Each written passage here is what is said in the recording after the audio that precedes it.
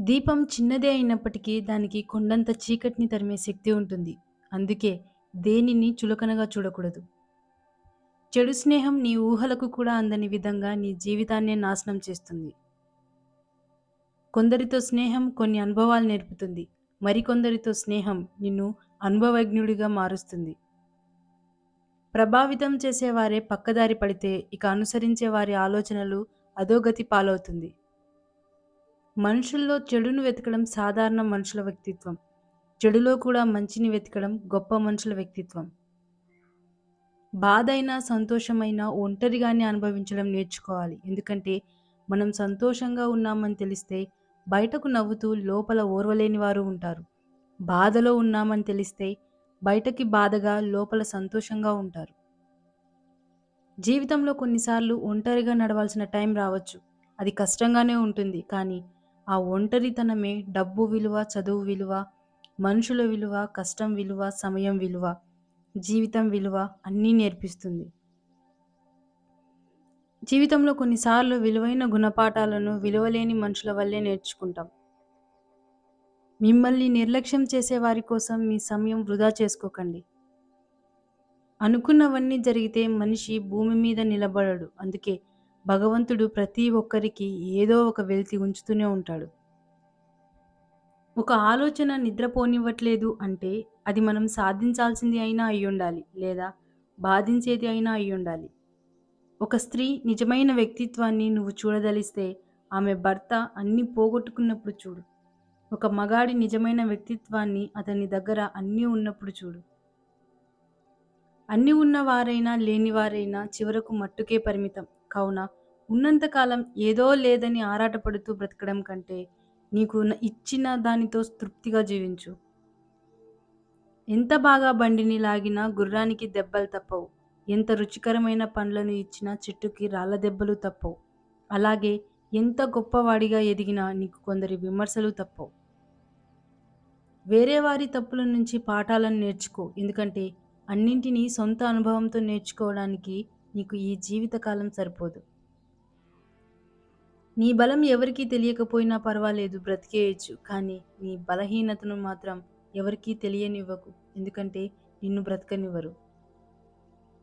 జీవితంలో ఎదురయ్యే సమస్యల వల్ల కాదు, మనలోని బలహీనతల వల్ల ఓడిపోతున్నాం.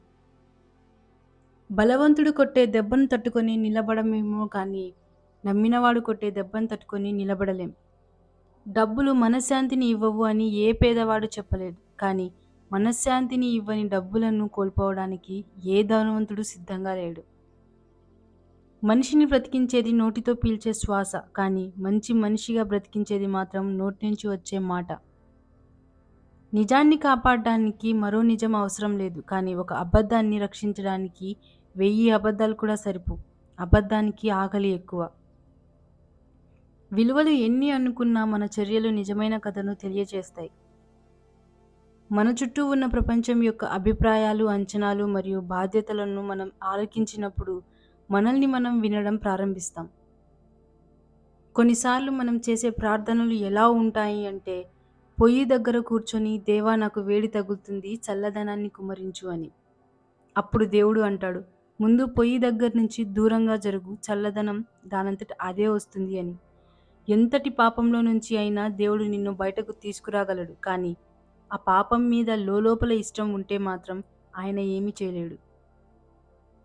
ఎంత తెలివిగల వారైనా, ఎంత బలవంతురాలైనా కాలం పెట్టే పరీక్షల ముందు తల వంచాల్సిందే. కోరుకున్న దానికోసం వెంటపడడం, కోరి వచ్చిన దాన్ని కాలదన్నుకోవడం అనాదిగా మనిషికి ఉన్న బలహీనత. అందుకే ఎంత వెతికినా ఈ మనిషికి తృప్తి దొరకదు. ఈ భూమి నాది అన్నప్పుడల్లా భూదేవత నవ్వుకుంటుందంట. నీకంటే ముందు కోట్లాది మంది ఇలాగే అన్నారు. చివరకు ఎవరూ తమ దగ్గర ఉంచుకోలేకపోయారు, మరి నువ్వెంత అని. ఒకరి అవసరాన్ని నువ్వు ఎలాగైతే పట్టించుకోవో ఆ అవసరం అనేది నీకు అత్యవసరంగా మారినప్పుడు అర్థమవుతుంది. మన ఇంటి ఆడపిల్ల సుఖంగా ఉండాలని కోరుకుంటాం. కానీ మన ఇంటికి వచ్చిన ఆడపిల్లని హింస పెడతాం. ఇదేనా మన సంస్కారం? మన కోసం వచ్చిన అమ్మాయి కూడా మరో ఇంటి ఆడపిల్లేగా. ఒక్కటి గుర్తుపెట్టుకో, అమ్మాయి మనసు చాలా సున్నితం. వాళ్ళని నువ్వు ప్రేమగా చూసుకుంటే తాను నీకు మరో తల్లిలా ప్రేమను పంచగలుగుతుంది. ఎవరూ చూడడం లేదు కదా అని అక్రమాలకు దిగేవారిని, మనల్ని చూసే సాక్ష్యాలు ఉన్నారని మర్చిపోవద్దని భాగవతం హెచ్చరిస్తుంది. ఎక్కడో పరలోకంలో కాదు, ఇక్కడే ఈ లోకంలోనే అనుభవిస్తాం. వేసిన విత్తనం చెట్టు అవ్వడానికి కాలం పడుతుంది.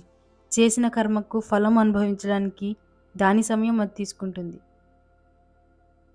అడగని వారికి ఇచ్చే సలహా, ఆసక్తి లేని వారికి నేర్పే విద్య, స్వార్థపరులకు చేసే సాయం సముద్రం మీద కురిసే వాన లాంటిది.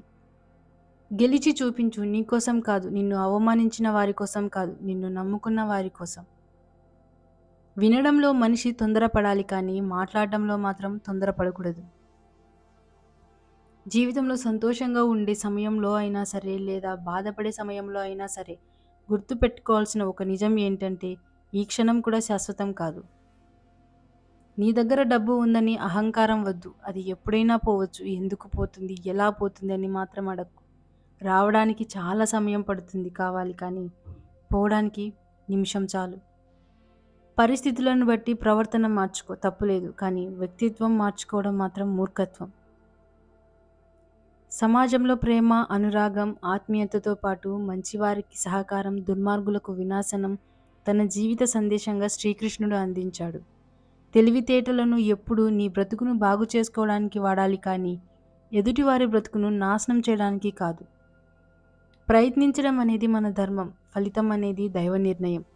పరిస్థితులు అనేవి కాల నిర్ణయం, ఎదుర్కోవడం అనేది మన మనోధైర్యం. నువ్వు ఎక్కువగా పట్టించుకుంటే ప్రతి ఒక్కటి బాధిస్తుంది. కొన్నింటినైనా వదిలేస్తే ఉన్న ప్రశాంతతైనా మిగులుతుంది.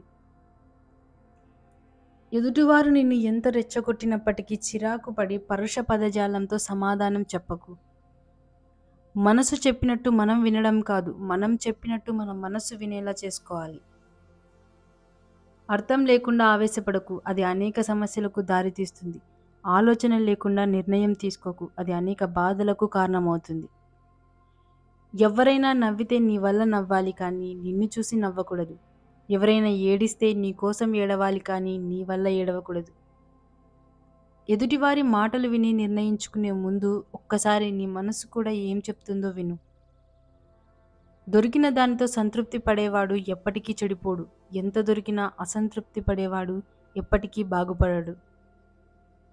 పట్టుపరుపులపై పడుకొని కూడా నిద్ర రాక అవస్థలు పడే ధనవంతుడి కంటే కటిక నేలపై పడుకొని గాఢ నిద్రపోయే పేదవాడే మిన్న. రెయిన్బో అనేది ఒకసారి 7 రంగులను చూపిస్తుంది కానీ మనిషి మాత్రం టైంని బట్టి ఒక్కో రంగును బయటకు చూపిస్తాడు. రంగు, రూపాయి ఎప్పుడూ శాశ్వతంగా ఉండవు కానీ చక్కని బంధం, స్వచ్ఛమైన స్నేహం ఎప్పుడూ శాశ్వతంగా ఉంటాయి. పులి ఎప్పుడైనా పులిలాగే జీవించాలి, లేకపోతే ప్రతి అడ్డమైన గాడిదకు అలసైపోతుంది. కాళ్ళు తడవకుండా సముద్రాన్ని దాటలేం, అలాగే కళ్ళు తడవకుండా జీవితాన్ని దాటలేం. ఒక బంధం బాగున్నప్పుడు అన్ని విషయాలు నీకు చెప్తారు. అదే ఆ బంధం చెడిపోయినప్పుడు నీ విషయాలు అందరికీ చెప్తారు. ఇదే ఈ లోకం తీరు. నీకు ఉన్న సత్తాను బట్టి నిన్ను నువ్వు అంచనా వేసుకుంటావు. నువ్వు చేసిన పనులను బట్టి ఇతరులు నిన్ను అంచనా వేస్తారు. మంచిని శత్రువు చెప్పినా వినండి కానీ చెడును మాత్రం మిత్రుడు చెప్పినా వినకండి.